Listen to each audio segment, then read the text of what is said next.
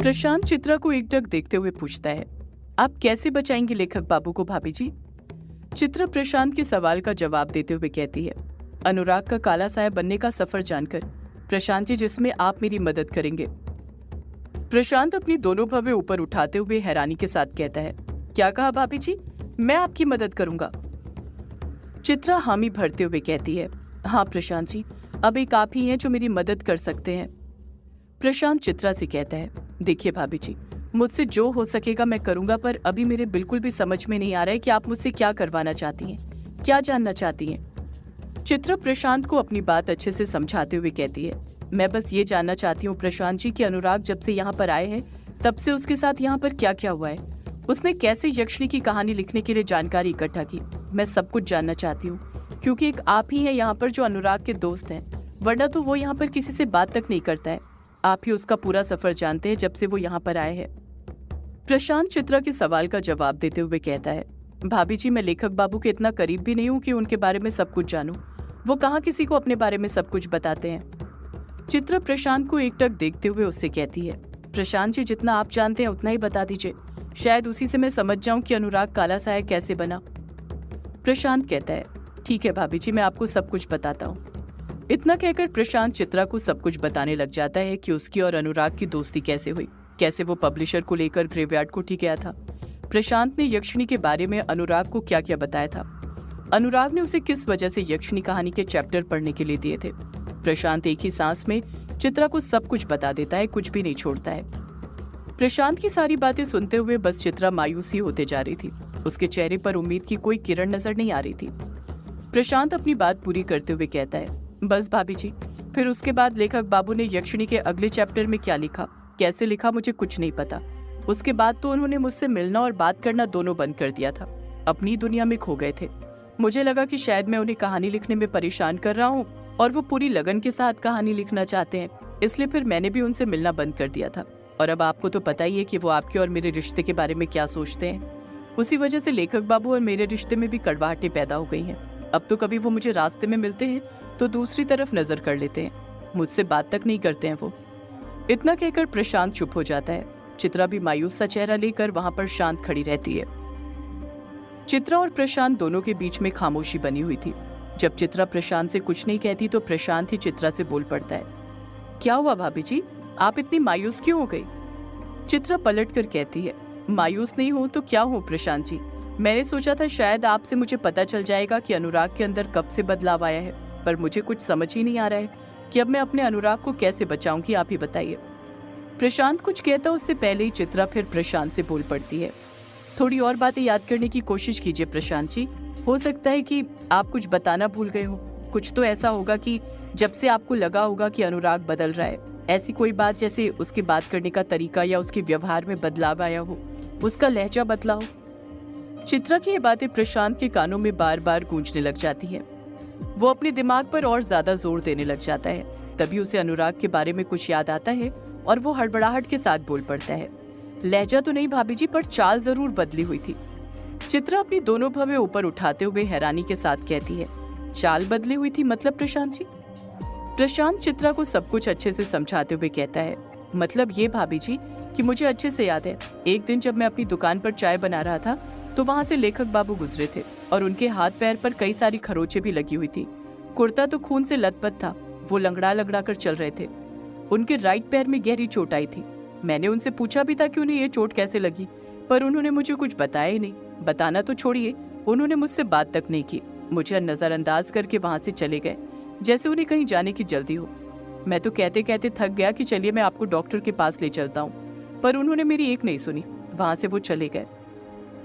चित्रा झट से बोल पड़ती है, अनुराग पहले नहीं लंगड़ाता था, यहीं पर आने के बाद तो वो लंगड़ाने लग गया था। क्या आपको पता है उसके पैर में वो चोट कैसे लगी थी, वो कहाँ गया था? प्रशांत चित्रा के सवाल का जवाब देते हुए कहता है, मैंने आपसे कहा ना भाभी जी, मैंने बहुत पूछा लेखक बाबू से उस चोट के बारे में, पर उन्होंने मुझे कुछ नहीं बताया। प्रशांत कुछ सोचते हुए कहता है, पर हो सकता है लेखक बाबू वहां पर गए हो, उसी के बाद उनके पैर में वो चोट लगी हो।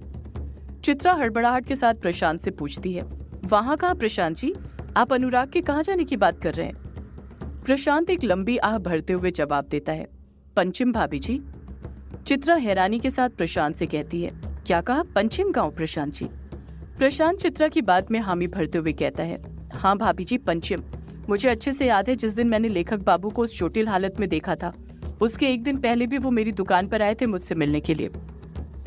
चित्रा प्रशांत को बीच में टोकते हुए कहती है, अनुराग आपसे मिलने के लिए आया था, पर क्यों प्रशांत जी? प्रशांत चित्रा के सवाल का जवाब देते हुए कहता है, यक्षिणी कहानी की वो पहली स्क्रिप्ट के लिए जो उन्होंने मुझे पढ़ने के लिए दी थी। यक्षिणी कहानी का पहला चैप्टर मेरे पास ही रखा हुआ था, पर उस दिन मैं दुकान पर नहीं था, मेहंदी पथार गया था। मेरी पत्नी पाउली दुकान पर थी। उसी ने मुझे ये बात बताई थी कि लेखक बाबू अपनी कहानी की स्क्रिप्ट मांगने आए थे, पर मेरे वापस आने से पहले ही वो वहां से चले गए। चित्रा प्रशांत को घूरते हुए हैरानी के साथ उससे पूछती है, अगर अनुराग आपके आने से पहले ही चले गया था तो आपको कैसे पता कि अनुराग पंचिम गांव गया था? प्रशांत पलट कर कहता है, मुझे मेरी पत्नी पाउली की वजह से इस बारे में पता चला भाभी जी। प्रशांत आगे की बात कुछ हिचकिचाते हुए कहता है, आप तो जानती हैं भाभी जी मेरी पत्नी पाउली कैसी है। उसे ना दूसरों की बातें सुनने में बड़ा मजा आता है। उस दिन जब आप पहली बार मेरी दुकान पर आई थी तो उसने हमारे बीच की बातें तक सुन ली थी। तो आपको क्या लगता है कि उसने लेखक बाबू को छोड़ा होगा? पाउली मुझे बता रही थी कि उस दिन जब लेखक बाबू मेरी दुकान पर मेरा इंतजार कर रहे थे तो उस वक्त बल्लू काका भी वहां पर आ गए थे और दोनों वहीं पर बैठकर बातें करने लग गए थे। मेरी पत्नी पाउली ने अपने तेज कानों से उनके बीच की सारी बातें सुन ली थी। चित्रा हड़बड़ाहट के साथ प्रशांत से पूछ पड़ती है, क्या बातें कर रहे थे वो? प्रशांत चित्रा के सवाल का जवाब देते हुए कहता है, लेखक बाबू बल्लू काका से भक्षानर के बारे में पूछ रहे थे। चित्रा अपनी दोनों भवें ऊपर उठाते हुए हैरानी के साथ कहती है, क्या कहा आपने? प्रशांत जी, भक्षानर? प्रशांत हाँ में अपना सिर हिलाते हुए कहता है, हाँ भाभी जी, भक्षानर। लेखक बाबू को यक्षिणी की कहानी में भक्षानर के बारे में लिखना था, पर उन्हें उसके बारे में कुछ पता ही नहीं था। बल्लू काका ने तो पहले साफ मना कर दिया था कि उन्हें भक्षानर के बारे में कुछ नहीं पता, पर फिर लेखक बाबू बल्लू काका पर दबाव बनाने लगे और उन्होंने कहा कि अगर उनकी यक्षिणी पर कहानी लिखकर पूरी हो गई तो वो ग्रेवयार्ड को ठीक है, वो तो मेघालय छोड़कर ही यहाँ से वापस अपने शहर चले जाएंगे। इसी वजह से बल्लू काका को जितना भी भक्षानर के बारे में पता था वो उन्होंने बता दिया था। साथ में ये भी बता दिया कि पहला भक्षानर कालाझाड़ी जंगल में और आखिरी पंचिम गांव में देखा गया था। प्रशांत अपनी बात खत्म करते हुए चित्रा से कहता है, मुझे यही लगता है चित्रा भाभी कि लेखक बाबू जरूर पंचिम गांव गए होंगे। वैसे उस वक्त बल्लू काका से तो उन्होंने मना कर दिया था कि वो पंचिम गांव नहीं जाएंगे, पर आप तो जानती हैं कि लेखक बाबू के अंदर कहानी लिखने की कितनी तड़प है। आप ही बताइए, जब वो यक्षिणी के बारे में जानने के लिए अमावस्या की रात घाट पर जा सकते हैं तो फिर क्या भक्षानर के बारे में जानने के लिए पंचिम गांव नहीं जा सकते? चित्रा कुछ सोचते हुए कहती है, मतलब अनुराग भक्षानर के बारे में जानने के लिए पंचिम गांव गया और खुद भक्षानर बनकर आ गया।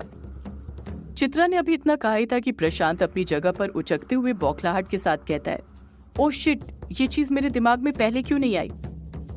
चित्रा तुरंत प्रशांत से पूछती है, आप किस बारे में बात कर रहे हैं प्रशांत जी? प्रशांत अपने ही मन की बात चित्रा से कहते हुए बोल पड़ता है, आपको पता है भाभी जी, मर्दों की लाशें कब से नहीं मिल रही हैं घाट पर? चित्रा प्रशांत को ही एकटक देखते हुए उससे पलट कर कहती है, कब से प्रशांत जी?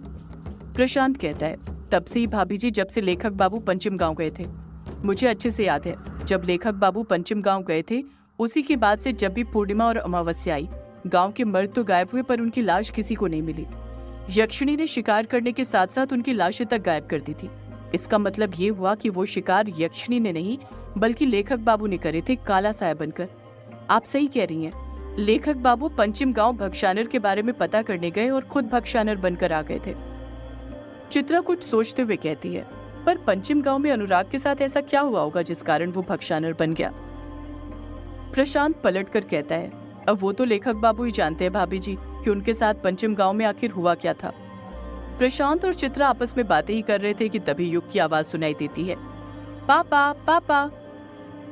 जब चित्रा और प्रशांत अपनी नजरें सामने करते हैं तो देखते हैं कि युग और बिंदु जहां पर रेत के टीले बनाकर खेल रहे थे वहीं पर अनुराग खड़ा हुआ था। अनुराग वहां पर कब आ गया था चित्रा और प्रशांत को पता ही नहीं चला था। अचानक से अनुराग को वहां पर देखकर प्रशांत और चित्रा के होश उड़ जाते हैं। प्रशांत तो डर के मारे फिर से कांपने लग गया था।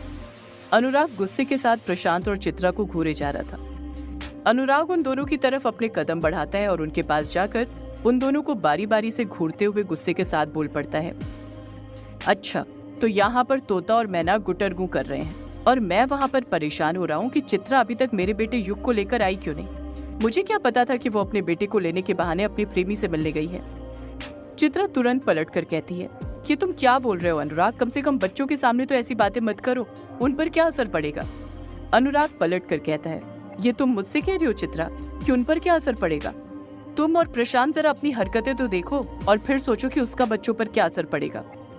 प्रशांत तो अनुराग को वहां पर देखकर इतना डर गया था कि कुछ बोल ही नहीं पा रहा था। उसके मन में तो यही ख्याल चल रहा था कि उसके सामने जो शख्स खड़ा हुआ था वो कोई आम इंसान नहीं बल्कि भक्षानर का वंशज है, जिसने काला साया बनकर कई मर्दों को मारा है। इसी डर से वो कुछ नहीं बोल रहा था। बस चित्रा ही थी जो अनुराग के सामने ऐसे बिहेव कर रही थी कि उसे अनुराग की सच्चाई के बारे में कुछ पता ना हो। वही अनुराग को पलट कर जवाब दिए जा रही थी। चित्रा फिर एक बार अनुराग से बोल पड़ती है, देखो अनुराग, जैसा तुम सोच रहे हो वैसा कुछ नहीं है। मैं तो युग को लेकर सीधे घर पर ही आ रही थी, पर उसने कहा कि उसे बिंदु के साथ खेलना है। ग्रेवयार्ड कोठी में रहने के कारण कोई भी उसका दोस्त खेलने के लिए वहां पर नहीं आता है, इसीलिए वो यहीं पर खेलना चाहता है। तो युग का मन रखने के लिए मैं भी उसे मना नहीं कर पाई, यहीं पर बिंदु के साथ खेलने दिया। अनुराग चित्रा से कहता है, युग का मन रखने के लिए चित्रा या अपना मन रखने के लिए? युग को आड़ में क्यों ला रही हो? सीधे सीधे बोलो ना, तुम्हें प्रशांत के साथ वक्त बिताना था, प्यार भरी बातें करनी थी, ये करने का तुम्हारा मन था। चित्रा फिर अनुराग को समझाने की कोशिश करते हुए कहती है, नहीं अनुराग ऐसा। चित्रा अनुराग को समझा पाती उससे पहले अनुराग बोल पड़ता है, तुम ना रह नहीं दो चित्रा, तुम्हें जो करना है करो, पर मेरे बेटे की आड़ में कुछ मत करो, अपने साथ उसे भी बर्बाद मत करो। इतना कहकर अनुराग युग के पास जाता है, उसका हाथ पकड़ता है और उसे लेकर वहां से जाने लग जाता है। चित्रा को भी न चाहते हुए उसी वक्त अनुराग के पीछे जाना पड़ता है, क्योंकि वो नहीं चाहती थी कि अनुराग को जरा सा भी शक हो कि उसे अनुराग की सच्चाई के बारे में पता है।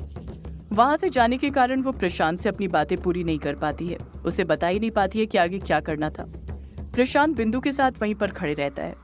जैसे ही चित्रा वहां से चली जाती है, आंसू की बूंद के अंदर फिर से हलचल हुई, सब धुंधला हुआ और फिर कुछ देर बाद युग को चित्रा का चेहरा नजर आता है। चित्रा युग से कहती है, उस दिन मैं समझ गई थी युग बेटा कि पंचम गांव जाने के बाद ही अनुराग में भक्षानर के गुण जागृत हुए थे और उसने काले साए का रूप लिया था। अब इसके बाद मैं ये जानना चाहती थी कि आखिर उसके साथ पंचम गांव में हुआ क्या था, और ये जानने के लिए मेरा पंचम गांव में जाना बहुत जरूरी था। मैंने सोच लिया था कि चाहे कुछ भी हो, मैं भी पंचम गांव जाकर रहूंगी।